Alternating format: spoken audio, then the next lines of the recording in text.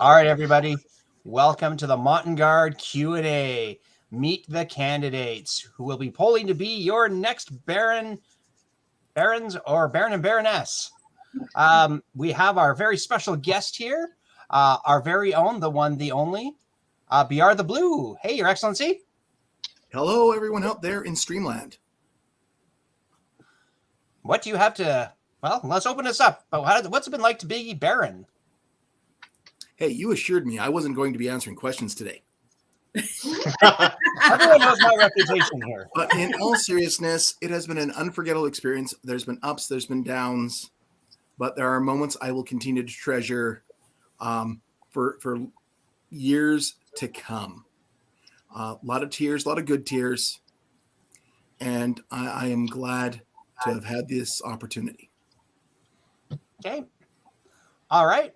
Thank you, Your Excellency. So what we're going to be doing here, we're going to be asking our Baronial candidates questions. We will be alternating them one to the other. Some of these are standard. Some of these have been submitted by members of the populace.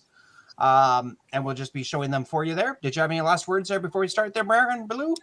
Yes, I've got multiple screens set up here. So if there is a question that, or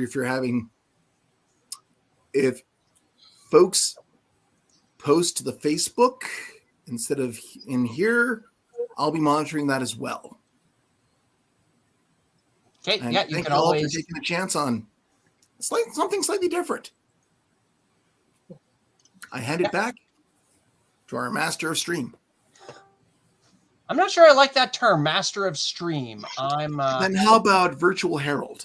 Virtual herald. I will go with that. The stream lord. Thank you, Skell, for throwing this together and the rest of the Griffin Eye news team. And thank you to the candidates, because this is big. Okay, so we are going to start with our first question for Rever and Audice. So when did you start in the SCA, and what first got you interested in this wild hobby? I've been playing in the SCA since 1992. And I was driving through a park in Abilene, Texas, and my partner at the time said, "Look at those idiots over there hitting each other with sticks." And I went, "My people." So I went and talked to them, got armored up, and fell in love with it. I did not realize that the SCA was as big as it was. I made a couple moves in my life, wound up in Trimaris in 95, and saw a sign for SCA event that way. Called up my partner at the time and said, "I'll be home when I get home." And I went and checked out the SCA in Trimaris and fell in love with it all over again, and have been playing steady ever since. For me, I got introduced to the SCA originally when I was 19. So I was in university and in the Barony of Lionsgate, and they had an all-weekend event, big, just designed for newbies. So there was like 40 newbies, and the entire weekend was spent in classes that we all took together. So a little bit of fighting, a little bit of heraldry, a little bit of everything, and fell in love with it. And I was only in for about a year because I didn't have enough money at the time, and ended up finding out a friend was going to an event when I was like 28, and I went, "Oh, I've been there. That was fantastic." Went with her, and the first person I saw was my ex-brother-in-law, and he's like, "What are you doing here? You're supposed to be at a family barbecue." I'm like, "Nope, I'm here. I'm good." And yeah, ended up I've been playing ever since. So since I started replaying again, it's been 22 years. Pretty much nonstop. So Lionsgate, and then the 20 of those 22 years has been spent here in either Montengarde or Northern Borealis. Okay, thank you. So same thing to you there, Quan Jin and Arjun Singh. Well, I'm going to start by saying that when Rever started, I was a wee babby. So I did not play in the SCA in 1992. But for me, it's been well over a decade. I found the SCA through a combination of Dungeons and Dragons and a tabletop Warhammer. Someone playing Warhammer actually pointed out to me that there are people that do this in real life, at which point I said, where and when? I'd already gone from a background in Indian sword fighting and Indian sword dancing. So it was right up my alley. It was everything I'd always wanted to be. I grew up on King Arthur stuff. So yeah, this was everything for me. Started in the heavy community initially as a Florentine fighter, graduated to the rapier community, and then eventually also graduated into the heraldry and bardic communities. So my interests within the SCA are pretty diverse, and I enjoy every second of it. It's given me a chance to flex creative muscles I didn't think I had, and it's also just gotten me involved in places I never thought I would be. For me, I got started somewhere in 2003, 2004. My best friend let me know about the SCA way back in '98, but being in school and university, I didn't have time or money. And then I got interested in through the heavy community. I fought heavy for a long time only, and then graduated into the archery community, graduated into several other communities, just getting to know people. And I just fell in love with the diversity of the SCA, everything that we do. Even though I don't do everything, I love everything that we do. Okay. Well, thank you very much. So since you guys are in the hot seat, we're going to keep you there, Quan Jin and Arjun. So next question. What is your vision for the Barony? All right. So my road to deciding to run for Baron started off with a project that I ended up calling A Chat with the Peers. And this is a project that started just at the beginning of COVID, and started from an idea that I had about talking to various people, initially people of color within the SCA, and then bringing some of those conversation points straight to various peerages. It started with the knights because I'm a squire and my initial connection was through a knight, but then it graduated from there when one of the knights got a little concerned and asked me if I was doing it for all the peers or just the knights, at which point my answer was yes, all the peers now. That is now the plan, all the peers. And I have since then talked to a range of peers throughout the kingdom about about racism, marginalization in general, and other topics, and sort of how we can work towards building a culture that can support everyone within the community from whatever avenues they come from, in order to grow and support each other as a community. And this spawned my vision for what I want to see Montengarde become. I want to see Montengarde grow into a place where people feel safe and comfortable to play the game that they have always played, while also welcoming people from various walks of life, from various cultural backgrounds, from various historical backgrounds, ancestral backgrounds, and then of course also now gender and sexuality backgrounds, so that they can play in that same game that we all enjoy, and that they can be involved at multiple levels wherever their interests lie, without feeling like they have an obligation to push obstacles aside to get there, to overcome challenges that they don't deserve to face to play in the same game that we all love. Okay, thank you very much. Our answer. That is. I don't lie to you that the reasons to enter into wanting the job as Baron and entering it with Arjun, is because we share that vision and we share it very passionately, and we both want to go in that direction. Saying that, it is it's not that we don't trust anybody else to do it. We want to do it ourselves. We want to be able to do that, and whether we become Baron and Baron or not, that is still going to be our goal to move forward with. Okay, thank you. So we're going to minimize you guys and bring up Rever and Audis, and that lovely creature you have behind you there. He is alive. He doesn't care that there's interviews. So, I'll, what is your vision? I'll go first, I guess. I just did it. So for me, it came from noticing there's quite a few of our old timers sort of seeming to sort of stepping back. I'd noticed that the exhaustion levels for people going through COVID, like the volunteers that volunteered during COVID, were amazing and are coming out kind of tired. And a lot of the people that have played for a long, long time are stepping back quite a bit. COVID really hit people hard. They hit people hard in the heart.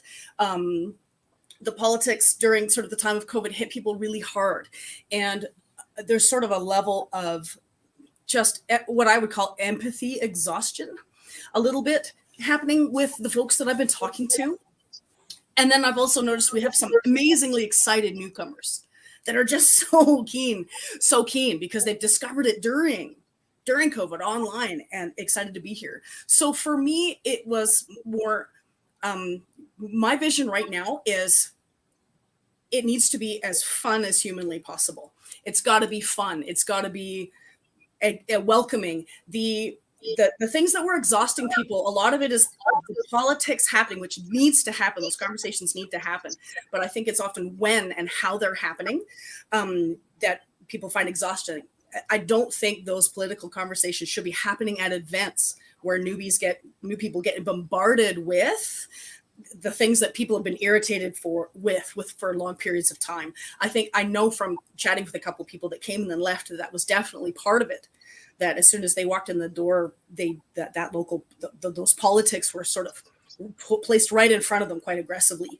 And I think it's important that when newcomers get in, that there's people specifically there to introduce them to what's going on, to introduce them to other people, to show them what's exciting about the game versus the politics that needs to happen, but maybe should be happening more, at Curia or just like not while we're actually playing there in dressed up. I don't think those are the forums. Like the forums are better for those discussions. So when we're losing old folks because of that empathy exhaustion, and we're sort of scaring away newcomers because of the intensity of some of the politics, I think it's really important for the whoever's in the Baron and Baroness role to be as neutral as possible in terms of being able to properly moderate the discussions, debates, and disagreements that go on. I think that moderation role is massively important for Baron and Baroness. Of course, the pomp and circumstance, all that's supposed to be exciting and fun, and I think it's important that role be taken extremely seriously because that's what newcomers are seeing when they come in. Those two people, that's the vibe that they're going to be putting out. That's sort of the energy that ends up kind of inundating everything within a barony. So for me, it's getting people excited again. It's making sure that there's neutral mediators as much as possible to make those conversations as professional and kind as possible when they do need to happen, and they do for sure. But that the overall, it needs to be friendly and cooperative, or I think our game is going to slowly disperse, and I would be exceedingly sad to see that happen. So for me, that's why I'm running right now. Well said. Thanks. Yeah, I agree. I love the pomp and circumstance of it, and it's coming back into the sun after being in the dark of COVID for so long. Is just, as she said, we need to make it fun, and for a lot of people, it hasn't been. And when we're at events, we need to keep it bright and shiny, and not air the dirty laundry to any of the newcomers in any way, shape, or form, because that takes away from their love of the game. Just keep it light. Make sure everybody has fun. Be as inclusive as possible. Okay, thank you, Rever. So, we're going to keep you in the hot seat here again for the next question. Now, this one is kind of been addressed somewhat in your vision here, but why do you want to become the Baron and Baroness of Montengarde, and what qualities do you possess that make you uniquely qualified to take in this role? So we're going to ask you to do something a little bit weird and not be humble. Oh, and not be humble. Well, as I said, we love the pomp and circumstance of it, and I think I can make it fun. I know she can make it fun. What makes me qualified? I've spent time in officers' positions. I've been seneschal of a shire.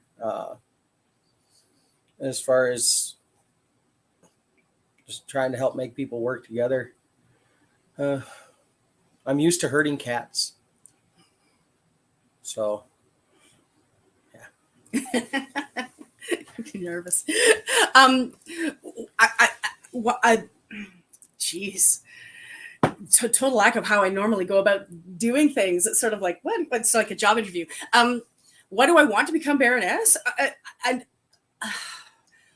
I want to give back to the game, and he's going to start nodding because we'd had this conversation before.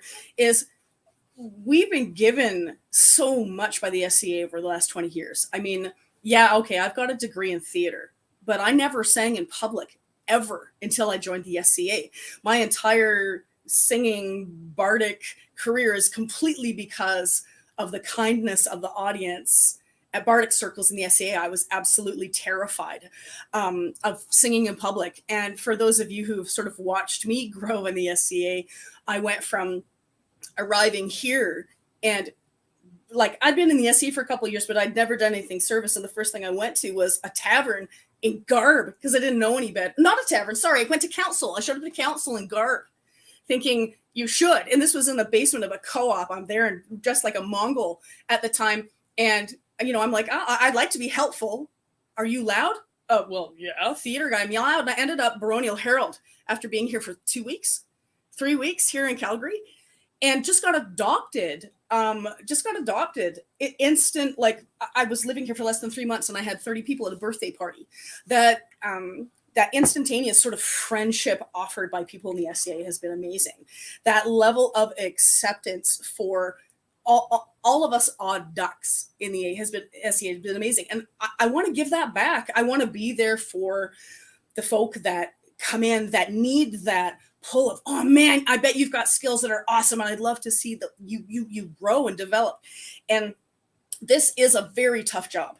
It's a very tough job. When Rever and I started dating over the border, I'm like, you do realize that in a barony, eventually everyone who's been around long enough probably should put their name forward to serve, because this is a service job. It's a service job for sure. The amount of energy and the amount of conflicts that you help deal with, it's a service job. So I just feel it's sort of time.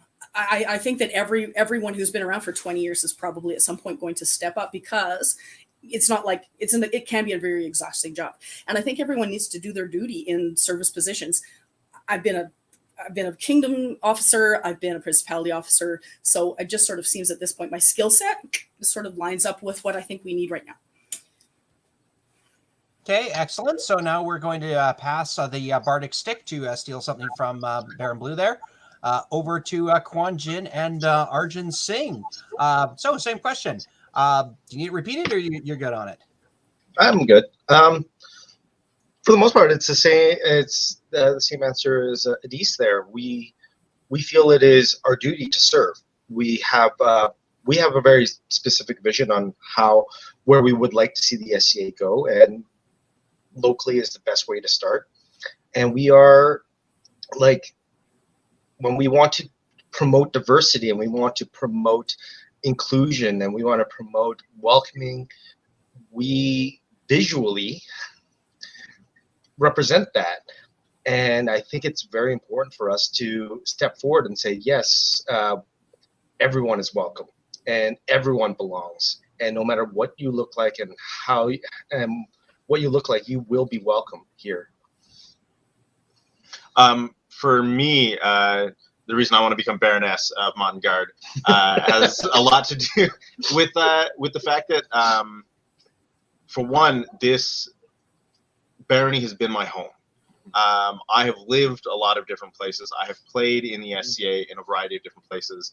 And no matter where I have been, Montengarde has still always been my home. And home is always where you want to improve things, where you want to make things better. And that is one of the biggest reasons why I'm driven to basically run for this position, to ask for your support in this position, is because I want to improve my home. I want to make my home the best place that it can be to play in the SCA. As for qualifications, for pomp and circumstance, I think everyone has heard. Well, a lot of you have heard my my court tenures as herald. I think a lot of you are familiar with my ability to engage in pomp and circumstance. I've also held officer positions both as Baronial Herald and as Kingdom Herald.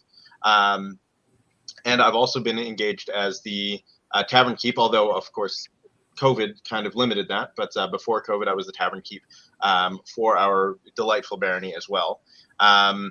Even in terms of my real life, I have been a manager of, well, as Rever put it, cats for a very long time. Both as a clinic manager and then organizing various groups, including volunteer corps, as well as in work environments. So I think I'm very qualified to take on some of these roles, to take on some of the organization, and to take on some of the duties that are going to come with being a Baron. Because I understand it is absolutely a lot of work. It is going to take a lot of time and a lot of effort to make sure that everything happens in the Barony, even just to keep the Barony running, let alone to start making improvements, let alone to start getting things off of the ground as well. And I like to believe that I am prepared and equipped for that, both. All right, excellent. Thank you guys for going with that one. That was a little bit of a deeper one. So we're going to shift gears a little bit here, though we are going to keep Quanjin and Arjun in the spotlight. So you talked about heraldry. Are there any new awards you would like to see created for the Barony? I feel that our awards system right now, I don't see any new awards that I feel need to be created. And so I don't have a strong opinion on this at the moment. But then again, I haven't looked very hard into the awards that we have at the moment and see if there are any gaps in recognition. For me, the award system, I think, is pretty well established. We've had some excellent Barons in the past and Baronesses in the past who have put together an excellent system of awards. We've got awards that range through every single one of the fields that we engage in, straight from generalized chivalry all the way through to the children and the youth activities that we engage in, and then all the way through arts and sciences, bardic, and all the combat disciplines as well, along with service. I think for the most part, our awards are pretty well established. I don't directly have an opinion on what would be added as an award, but I would definitely be open to suggestions. I'd be open to conversations about that to see where we could recognize people, where we could get people involved, and where we could engage with all of our members. Okay, thank you. So we're going to pass that over to Rever and Dees. What do you have to say to that as a former Baronial Herald? Well, actually, it's really interesting because after I was Baronial Herald, I was Principality Herald. And the job I was given by the prince at the time was to pass all of the old Principality awards so we could become Kingdom. We actually proved that we had the skill set to properly pass award names. So except for Gilded Griffin at the time, I redesigned all of them and submitted them to be passed. We actually, for the Kingdom, actually used two that I had created at the time, which is neat. White Tower was one that I passed, as well as the Order of Avical, I think, was me as well. So I have a lot of experience with how you do develop a new award and a new award name. But also, I think locally, just like you said, we definitely have a really great variety at the Baronial level already. And we also have a fantastic new variety at the Kingdom level for AOA.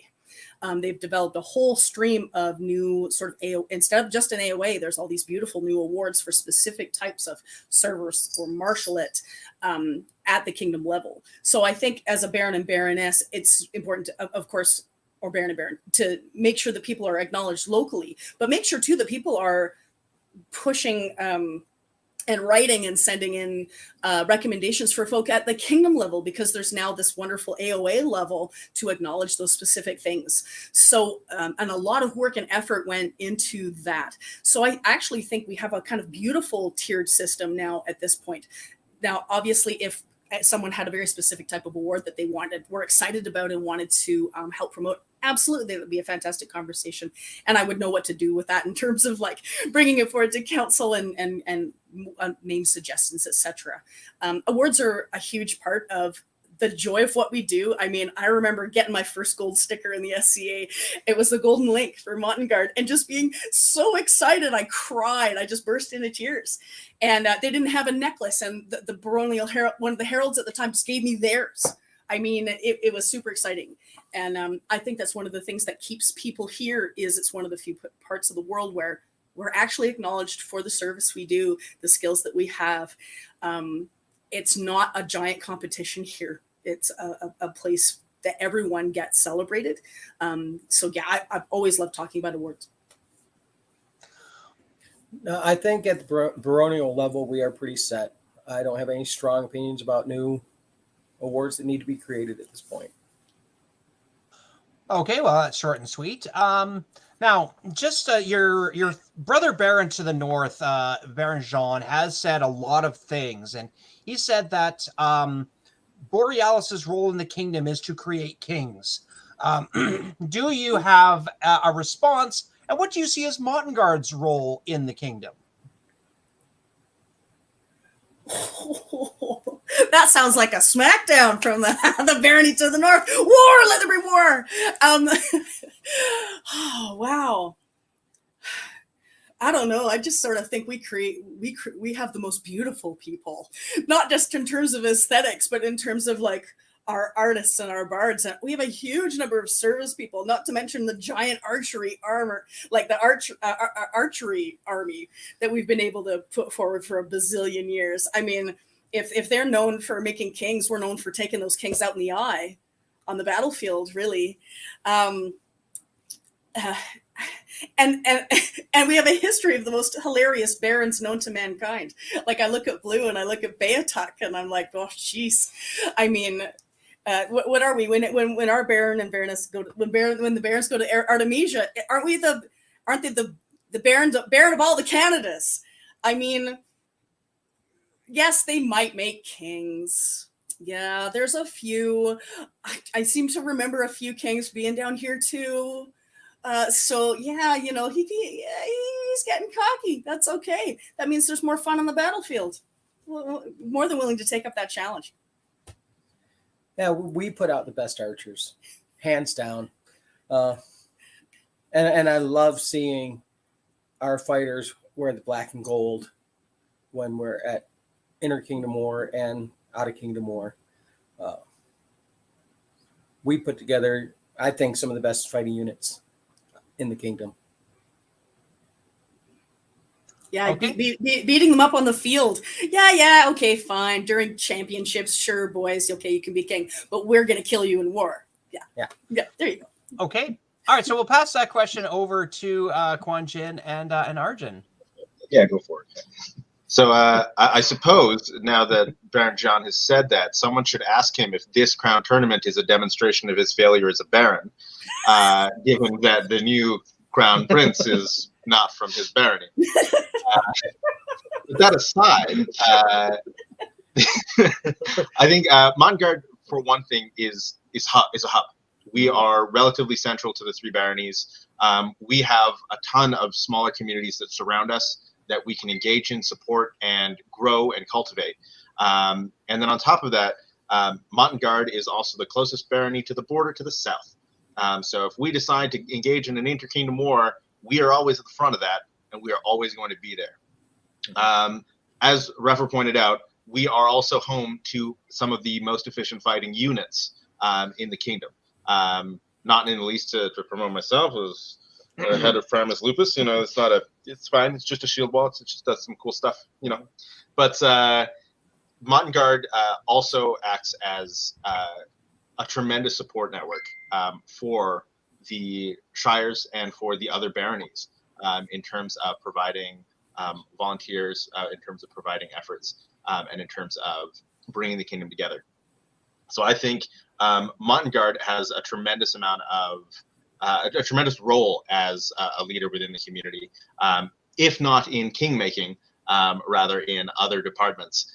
Montengarde also is the most visibly diverse community in our entire kingdom, and possibly even the kingdom to the west of us. Because if I recall correctly, I can think of one Asian dude there. So, we're doing real good. We're doing real good on the diversity front so far, and I'd like to keep that momentum going. And I'd like to make us as visible on the map as we can be. As to the question of will there be a war between Borealis and Montengarde? Every year there will be a war between Montengarde and Borealis. He took all the words out of my mouth. Like, I'd like to add that we also have some of the greatest archers in the kingdom, and when it comes to combat archers, Montengarde is feared. Montengarde is feared across kingdoms. Various kingdoms fear our barony for our archers. Exactly. Okay, well, we actually have a question from a member of the audience now, so this is not one that you guys got ahead of time. And we're going to be delving into a little bit of a deeper question here. This is from let's see, Lady Lucretia Isep Constantina de Arbora. I think I probably butchered that. But so how do you think you guys will handle conflict on an emotional level? So that's going to depend a little bit on the actual phrasing of the question here. If it's conflict between us, Quan Jin and I have been friends since I joined the SCA. He was one of the first people that I met within the SCA. We have had a lot of conflicts over the years. We don't agree on everything. We disagree on a lot of things. In fact, he's from China and I'm from India, so there's just ideological conflict just baked into the whole thing. But on a more serious note, we have had conflicts over a variety of issues, and through it all, we have remained friends, and we've been able to work together in spite of any of the differences that we've had. We are both excellent listeners as well as engagers in discourse, and we have always, between us, been able to resolve any of the differences of opinion that we've ever had, at least in terms of agreeing to disagree, if not actually completely resolving them. If the question is about handling conflict within the barony at an emotional level, conflict is not something that I have ever been shy towards. It's not something I've ever been necessarily anxious towards. I think anyone who has seen me on Facebook is pretty well aware that I'm willing to engage in conflict when people decide to disturb the peace, and it has never really affected me on an emotional level as such.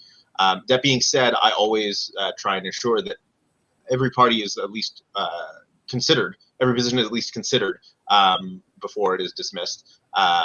Even if some of those ideas can be very challenging, very problematic, I see no problem in confronting them head on. And it, like, on an emotional level, I don't think I find it all that exhausting, honestly. In some ways, I find it energizing. Okay. Yeah. Sorry, go ahead. Oh, go ahead. I was saying that Arjun and I disagree on points, and often we disagree on method. But I always remind myself, and I try to remind everybody, that we all have the same goal. We are all trying to reach the same endpoint, which is to have fun in the SCA. Now, we don't always agree on how we get there, and that is the point of discussion often. When it comes to conflict within the barony, I'm going to have to agree with Arjun. He is great at engaging with people. And he's great at engaging online and giving people his opinion and why. And I support him in that. And I will do the same. I do that much less online, but if anybody has any questions, if there are any conflicts out there and you wish to approach me with it, I have no problem engaging in polite discourse. I'm never shied away. Okay, thank you, Quan Jin and Darjan. So we're going to move it over to the other baronial candidates here. So same question to you guys. How do you think you'll handle conflict on an emotional level, either between the two of you and with the populace at large?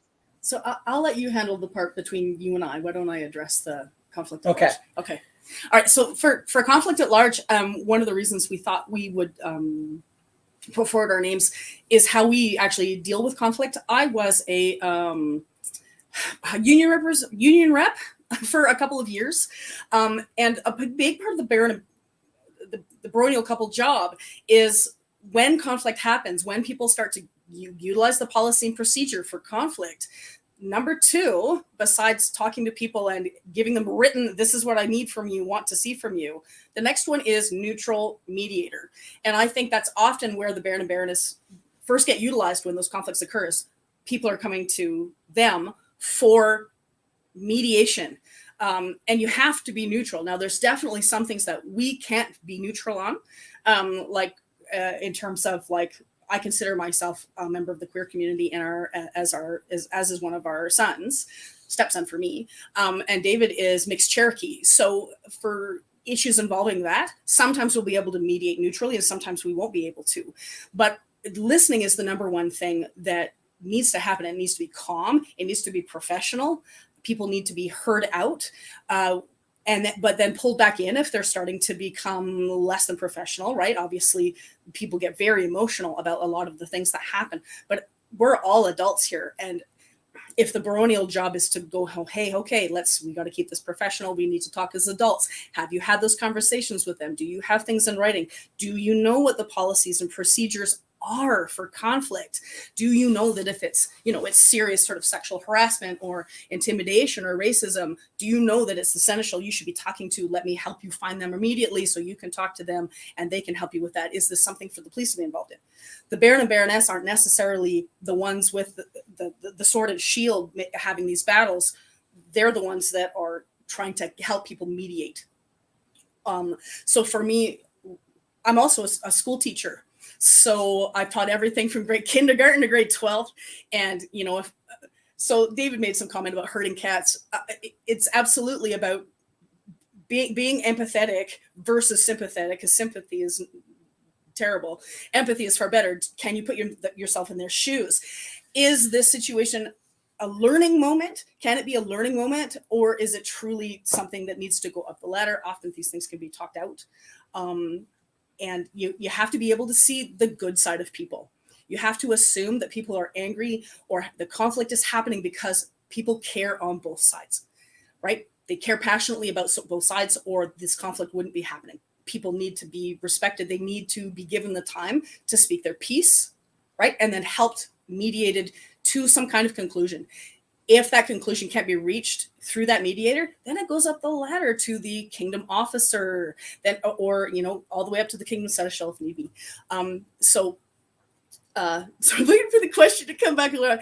Oh, the question's gone. Where's the questions gone? So that's sort of how I deal with conflict, and I'll let David handle our personal side.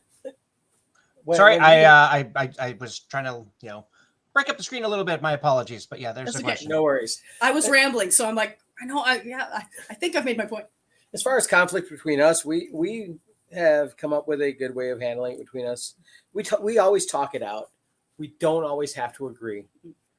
And there are things that we just agree to disagree. And we may talk about it again at a later date, but always in a calm and rational manner. That was one of the reasons we got married. Was actually neither one of us enjoy conflict, and we don't think it needs to happen as conflict. It's a disagreement until discussed out and a middle ground's found. If a middle ground can't be found, you got to get over it, right? You got to let it go. Let it go, because otherwise you live in a whole life of regret and in irritation and resentment, and that's not who we are as people. That's not how we like to live our lives, and we like to encourage other people to let the resentment go, man. That's where joy is to be found. So you hope at the end of the conflict, that's where you can get to. So do we have your promise, if you are successful to become Baroness, that you will sing Let It Go? Absolutely. Absolutely. Okay. Promises are being made The here. very first argument that I think they have a good sense of humor about it, I will I promise to sing that song with those people's permission. How does that sound? I think that's something we can put in the bank here. Okay, so now we're going to move back to a little less serious matters here. So traditionally, Montengarde has had 12th Night, it's had Dragon Slayer, it's had Samhain. That's been the way for the last number of odd years. So is there anything you would like to see change with the dates and the dates of events and also the type of events? Do you see Montengarde going back to, say, I don't know, having an event maybe in the springtime rather than the winter, or maybe changing the themes, anything like that? So Reverend Audis, go. I think that our events are good the way they are. I have to admit, I miss Beltane. Beltane was a riot. The Wheel of Court, didn't that first show up at Beltane? I mean, that was always such a joyful, fun event, and not mass, like, didn't have any championships at it, right? Like it didn't have anything serious that needed to happen at Beltane. So I have to admit, I love it. I do think it's always a concern, though. Have you exhausted your autocrats, right? Are your volunteers tired? So if anyone wanted to autocrat Beltane, I would love to chat about the calendar to see that coming back. But those kinds of decisions, I think, are up to people who want to volunteer to do those things. Right? I don't think you can assume that, oh, yes, of course we have the people that want to run it. That wouldn't be a decision that we would make on our own. Not at all. That's definitely a council decision if people are excited about it too, because, right, it's not going to be necessarily me in the kitchen. So I'd love to see Beltane if people wanted to see it back. But I do love the events we do have, and I think they're on great dates already. Okay, so Quan Jin and Arjun, your rebuttal. I don't think there's that much of a rebuttal to be had, mostly because I agree to varying degrees with both of their points. First of all, as it is, our calendar is in a good place. We have all of our championships down. I do miss Beltane. Things like the Tavern Brawl are just like some of my favorite memories. We're watching Peter von Setzigen with a bar stool dueling with people. Frying pan. Yep. I think I've seen a sausage link at some point. Yep. Like, it's great. It's great fun, and it's there only for fun, and that is marvelous. But I think especially in the post-COVID place that we are at right now, the first step is to get our current events up and running and getting everything back on track, and then looking at what we can add later. As Adis has pointed out, people are tired. People have put in a ton of energy into the game in terms of keeping the game alive in a period where there's 1,000,001 challenges we had never had to face before COVID. So a lot of people are exhausted. A lot of people need a little bit of time to get themselves back into it. If people want Beltane, I'm 100% here for it. I absolutely adore Beltane. But step one is making sure that Samhain, Dragon Slayer, and 12th Night are happening effectively, and not murdering people on the way through, because I have definitely seen challenges that make people want to engage in harm to other people while trying to prepare events and trying to organize the lunacy that we engage in on a daily basis when we play this game. So step one is definitely making sure that they are well looked after first, and then looking at what happens next. Okay, so there is a specific question here from Magnifica Maeve for you there, Arjun. Will you promise a similar bardic performance of performing Let It Go if you become Baron? I don't know that it would be Let It Go specifically, but I am definitely open to bardic performances. My performances, if you wanted to play Let It Go and have me engage in an interpretive dance for it, for that. If it is the act of singing Let It Go, I will leave that to more accomplished singers, like, for example, Adis. Perhaps another Disney song. Yeah, I don't know any Disney songs that would be really well correlated to this at all. Is there a Disney movie? Oh yeah, I think it's Aladdin. I think it's Too bad If it's anyone Prince Ali, not me- not Baron Ali. I am happy to do Never Had a Friend Like Me. Okay. Thank you for Get down to business to defeat Borealis.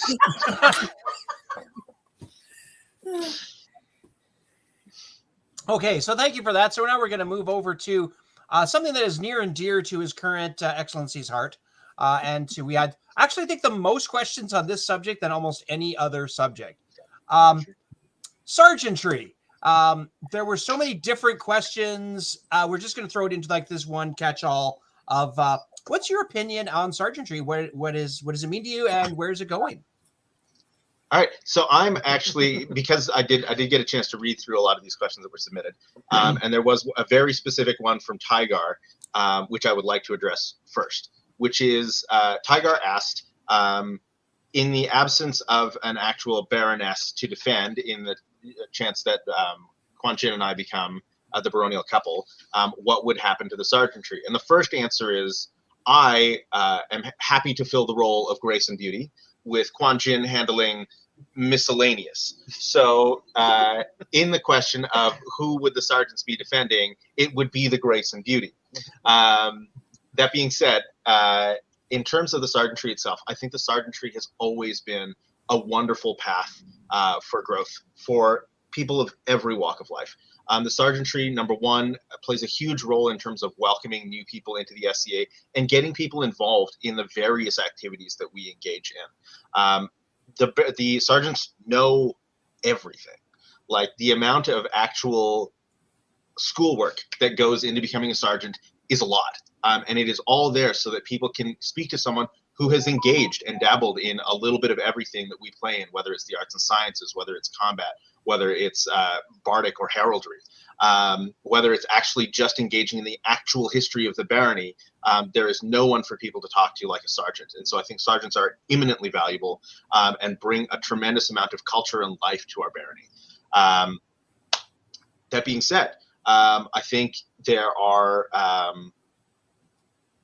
we haven't seen as many new sergeants coming up into the ranks. And so one of my biggest things that I would like to take a look at as a potential baron would be to see how we can get people more engaged with the sergeantry, how we can see people grow into the sergeantry as well, and pursue that amazing endeavor. I myself have engaged in pursuing the sergeantry twice. I have not succeeded twice, but I really think that it is an unbelievably excellent pursuit. In particular, like I was saying, it's all of those different avenues. And one of the coolest avenues that I never really had thought of before engaging the sergeantry was just games, was medieval games. It had never really crossed my mind as something that we should really explore. And as a result of my pursuits towards sergeantry, I've been able to look into the history and engage in a deep rabbit hole about medieval Indian games that I never thought I would even have crossed my mind. So it is a fantastic place for people to, a fantastic path for people to pursue. And it brings a tremendous amount of strength and diversity, and diversity of thought and idea to the barony. Okay, excellent. So thank you for that. Maeve, as our former Bardic champion, is very excited by all this. She loves her singing and dancing. So Rever and Audice, sergeantry, what do you think? Sergeantry, to me, is absolutely integral.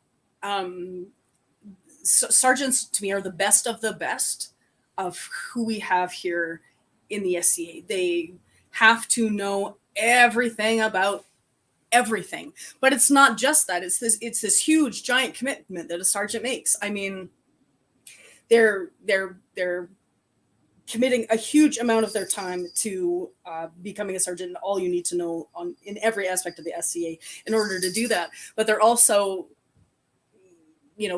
committing, giving personal fealty to the Baroness, to the crown through the Baroness. Their big role, the tasks, if you look at what in the handbook, is they are there for newcomers. They are not just, right, they're the guards for the Baroness, but they are there for newcomers. They are the people that hopefully, gosh, I hope they are the first people that people meet. Because if anyone's excited about something, it's going to be a sergeant, right? You want to know a little bit about archery? They're going to know about that and can start explaining that to you. You're excited about heraldry? They can help you out on that. Every single subject that a new person might bring forward, a sergeant's going to have an excited answer.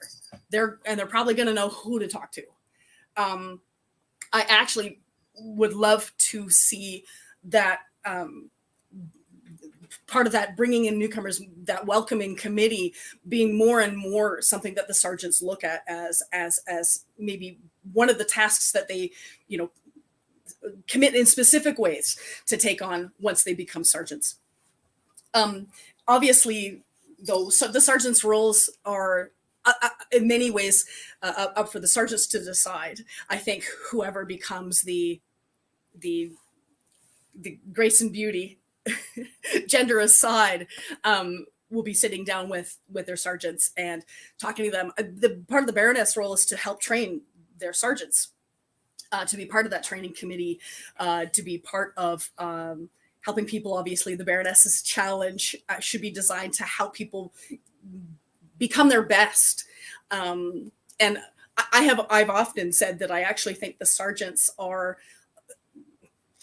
to me, more what embodies the SCA versus knighthood, because a sergeant has to be unbelievably well-rounded.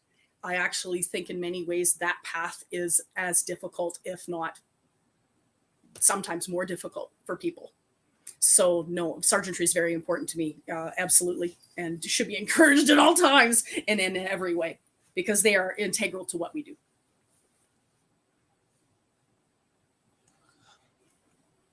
Hi. You good?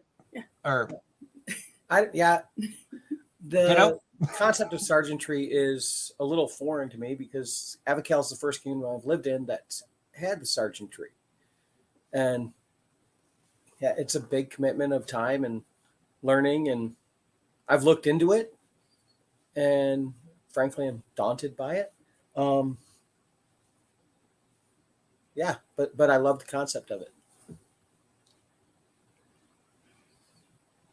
Okay. All right. Well, we're going to move on to another thing here now. Just because this is the way Montengarde is, we're going to go from bounce around to various subjects here. Though, actually, if in carpentry, there's a certain cut you can do to join two pieces of wood called a dovetail. And this actually works well also when we're talking about question periods, as this dovetails nicely into our next question, which is, what actions as a baronial couple would you take to attract newcomers to our game? We chatted about this long and hard yesterday.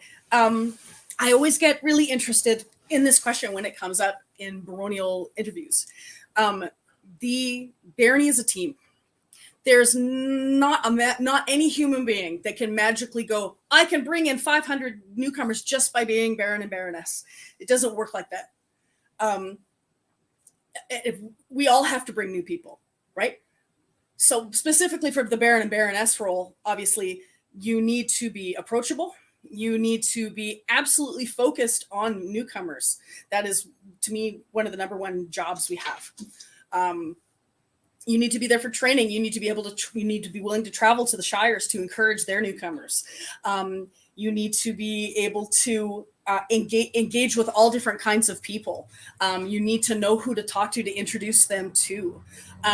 You need to be kind of a blazing candle of kindness and humor, and it's like, okay, I'm the funny guy in our gaggle, as you can plainly see, but David's more approachable for sort of more calm people. So you need to be approachable, and make sure that they're welcome. I mean, like Quan Jin and Arjun are saying, there's definitely, the SC is definitely often seen as, a very, very not inclusive, just because of, a lot of the people here are from European backgrounds, and like David looks like he is, but he isn't. He's only part. So we know we don't have that visual difference, but we certainly absolutely agree with them that is hugely important, because it's too long as it's sort of been the old white guy club, like, really, no offense, old sort of white guy. And that's no fun after a while, right? We really need to make sure that people are welcome. How do we bring in newcomers? We encourage people to take part in and help run demos. We encourage people to, hey, do we have any university people? I still remember that fantastic event.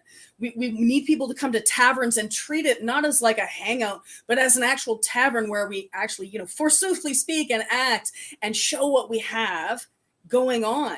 The last few taverns I remember going to, people were just hanging out, having a snack, right? It's not, why not make it a bigger deal? Why not make sure we have banners up and out? And why not have people talking about specific things purposefully there to try to incorporate those new folk that don't know anyone rather than just chat with our friends? And I think that the concept of inclusion on all levels needs to be pushed by the Baron and Baroness, right? Getting specific volunteers to help with stuff, making sure that if we think someone has a voice and they're uncomfortable speaking, making sure we talk to them privately. Okay, what's your take on this?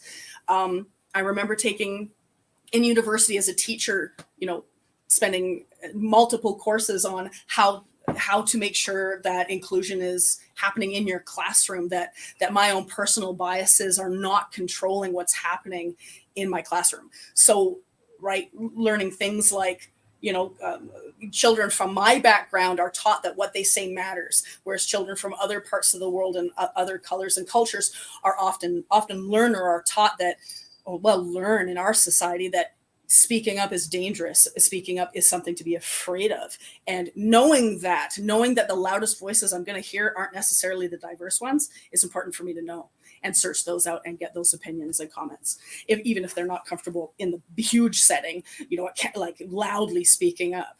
I think it's important for us as a couple to realize that and recognize that. So how are we going to attract newcomers? Group effort, having everyone in on it, having the sergeants in on it, having people care about newcomers versus constantly hanging out with their pals. And that we do it through example first and foremost, and you do it through enthusiasm and encouraging others. Definitely group effort, showing up at demos, talking to newcomers, encouraging more demos. Shameless plug, there's not really a shire, Dover Shire is doing a meet and greet / demo / unofficial at Riley Park on the 25th from noon to 4. But just being out, being friendly, pairing people. If somebody's not interested in the fighting, if they're interested in the arts and science, if they're interested in the service, whatever they're interested in, pair them with somebody who matches that. So, yeah. Yeah. You almost need a Filodex, right?